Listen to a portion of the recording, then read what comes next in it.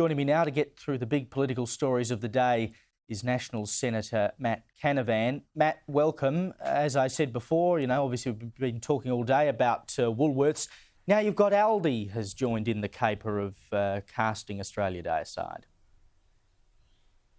Well, it's just shocking, isn't it, that our big corporates don't seem to have got the message, especially from their involvement in the Voice referendum last year, that most Australians just don't want our supermarkets, our major corporate entities to play politics. They just want to provide good services. And, we have seen a massive increase in retail prices. And, I think most of that's actually at the feet of the government and their energy policies and industrial relation policies. That's why inflation's been high.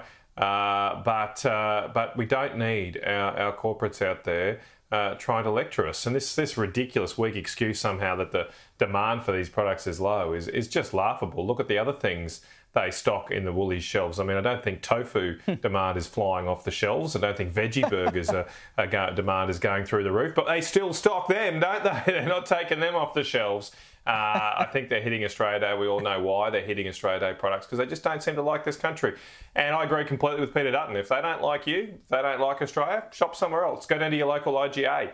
Shop there. I know they've always got their good local community small businesses there. Shop there and back your country, back your community, and say no to the big corporates. 100%. Look, the left have been very good at boycotts for a long time. They're very quick to run them. And often they achieve things. If nothing else, it gives a scare. And that is what is needed. Your dollar does matter. Only spend your dollar with businesses that you think deserve it. Spending dollars, speaking of, there's trouble at Queensland's Paradise Dam near Bundaberg. The state-owned operator is abandoning it now and starting over because the construction defects are apparently beyond repair. Now, this thing opened in 2006. By 2019, it was found to be riddled with problems. There was 4 years of work and $1.2 billion in repairs still not fixed. What on earth is going on? Look, it's very, very sad. I think we've got to keep in mind here the impact on the farmers in this region. They've had their water use cut, which effectively means their income is cut because they can produce less than they were promised and they were planned to do, that they'd made investments on the back of. And there was some light at the end of the tunnel here when both the Liberal National Party, when we were in government, and then Labor Party, as an election promised to rebuild this dam, and that gave some hope. And now that hope's been dashed once again. Look, I don't know exactly the issues here or the new issues that have arisen, apparently, with the existing much reduced capacity dam. I just hope it can be fixed and fixed as soon as possible. So, look, it seems positive that the governments are continuing on with a solution here to build a new dam. It's a shame that couldn't have been settled on earlier rather than later, but I do think we've just got to focus on the future now for those farmers and get something in place as soon as possible. It does raise the point, though, in the question, if we can build a dam there at Bundaberg for the cost of more than $1 billion, why aren't we building the Connors Rivers Dam in North Queensland? Why aren't we building the Dungowan Dam in northern New South Wales? These were dams that were funded under the coalition government. That funding's been stripped away by the new government. It seems they're only building this one because the Queensland Labor government were backing it. They're just not backing dams right across the country.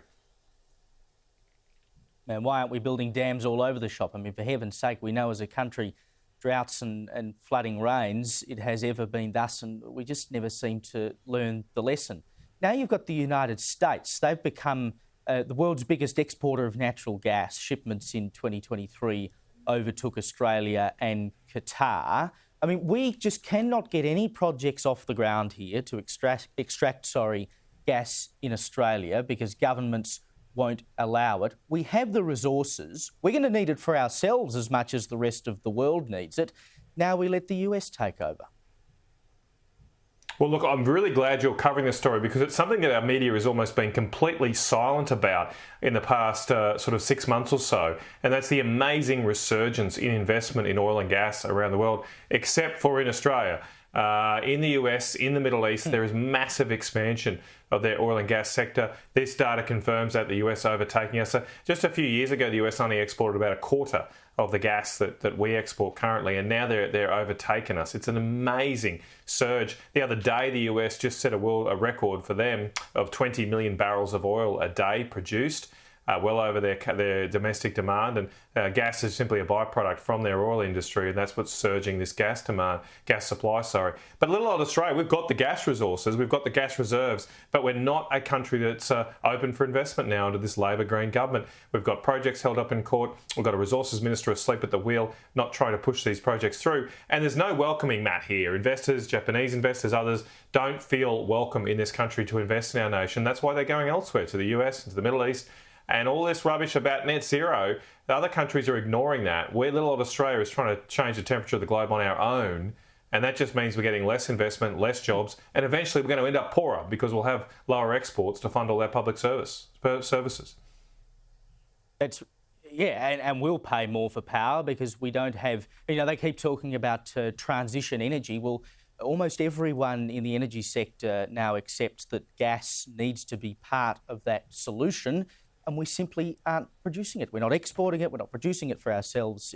We keep shooting ourselves in the foot.